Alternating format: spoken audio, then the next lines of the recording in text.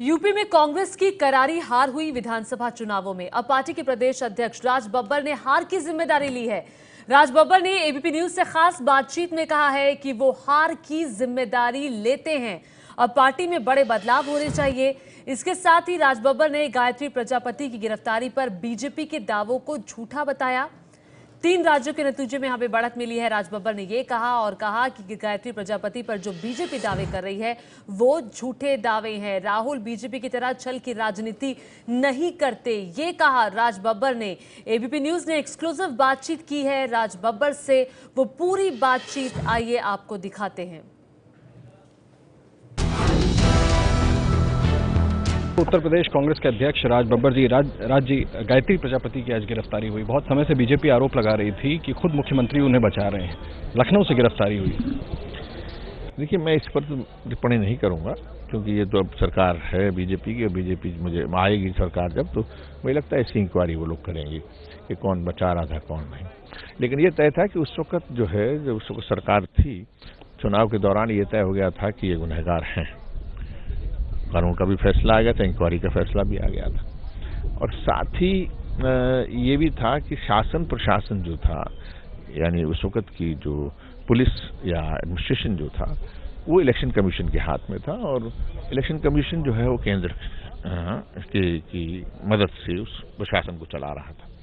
तो कहीं वो तेजी नहीं हुई, शायद या तो उसका राजनीतिक लाभ लेना चाहते थे या नहीं, और जैसे उनके मन में था कि साहब इसका लाभ लिया जाएगा राजनीतिक, और अब जैसी सरकार हटी है तो उन्होंने गिरफ्तार कर दिया। तो उन्होंने कहा कि भाई देखिए, हमारी वजह से ये सब कुछ हुआ है। तो ये बातें थोड़ा सच बोलना शुरू करना चाहिए। बीजेपी को बड़ी जीत दे रही है, लेकिन अभी भी छल, बल और धन की इन तमाम चीज़ों से वो अभी बाज नहीं आई है।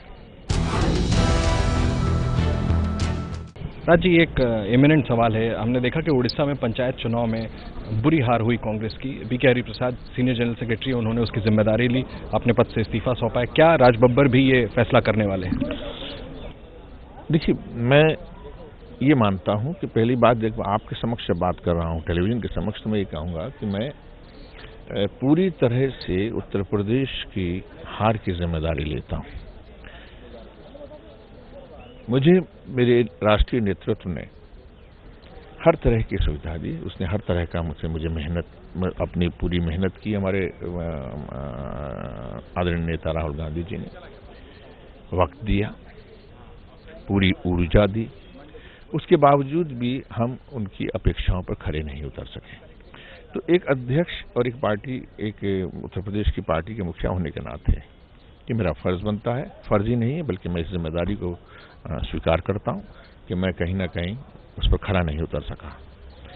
दूसरी बात यह है, आपने इस्तीफे की, इस्तीफा नेचुरली इसका परिणाम यही कि मुझे वहां रहना ही, मैं रह के मैं शायद नहीं उपयुक्त हो सका। अब जब मैं बना था अध्यक्ष तो टेलीविजन के सामने नहीं बना था, और मैं जब मेरा नेतृत्व जो फैसला देगा मुझे, वो टेलीविजन के सामने नहीं देगा। आप तक पहले भी खबर आई थी, आज फिर आ जाएगी। तो क्या आपने ये भावना अपनी लिखित तौर पे या किसी तरह से आला कमान को व्यक्त कर दी है? आप निश्चिंत रहिए कि मैं कभी बातें कहता नहीं, सिर्फ कहने भर के लिए मैं ना पब्लिसिटी के लिए बात करता हूँ। जो मेरे दिल में होता है मैं करता हूँ, और जो मेरे दिल में होता है मैं बोलता हूँ।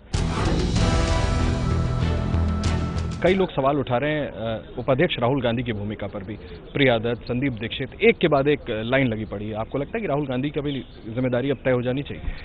देखिए, जहां तक राहुल जी का सवाल है, वो एक राष्ट्रीय नेता है। राष्ट्रीय नेता का मकसद ये नहीं है कि वो किसी म्युनिसिपैलिटी के चुनाव या किसी विधानसभा के चुनाव को लेकर अपनी जिम्मेदारी तय करे, या इवन राष्ट्रीय नेता एक एमपी के नाते या एमपी फोरम के नाते अगर कोई अध्यक्ष फोरम होता है तो बात दूसरी है।